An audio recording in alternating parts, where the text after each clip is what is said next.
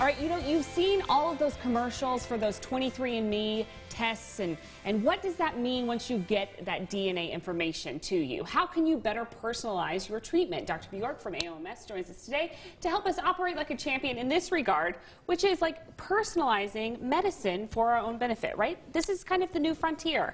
You bet. Thanks for having me on. Yeah, of course.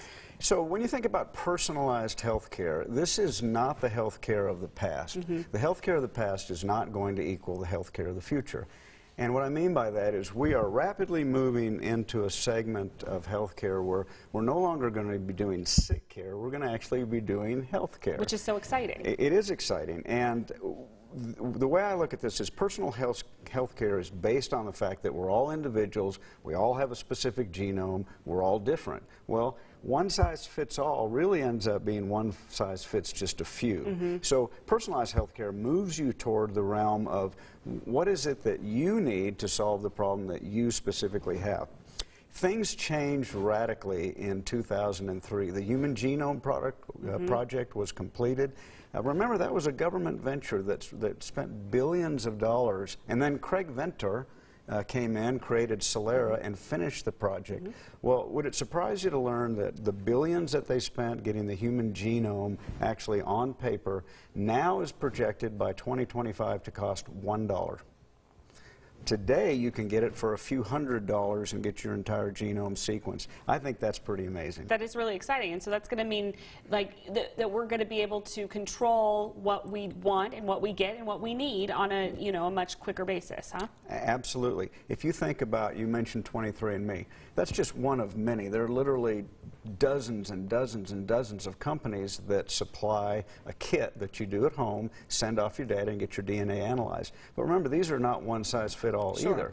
Some of them are designed for diet and exercise. Some of them are designed for wellness. Some of them are designed for nutrition. Some of them to look at your genes to see specifically, are you at risk at a certain disease? Are you at high risk of developing cancer?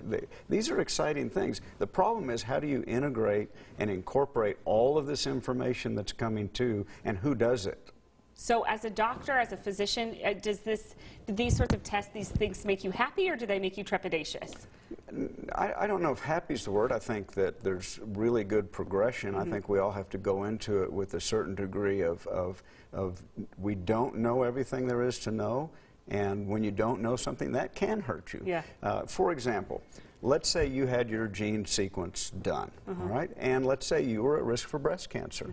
Well, what happens if an insurance company finds out about that? Does your insurance rate go up? Well, fortunately, there's laws on the books right now that your gene information can't be used against you right now, which I think is good. But just to give you an example of what's out there right now, when you think about things like, how do I make myself healthier via diet? There's a company in California called Viome.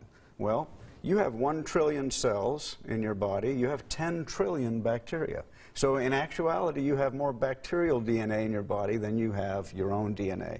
And that old gut instinct that you've always heard about, well, it turns out that the gut has its own quote-unquote mind. So what Viome does is, as gross as this sounds, is they send you a kit. They send a stool specimen off to this company. They then sequence every bacteria in your gut. And these are thousands of bacteria.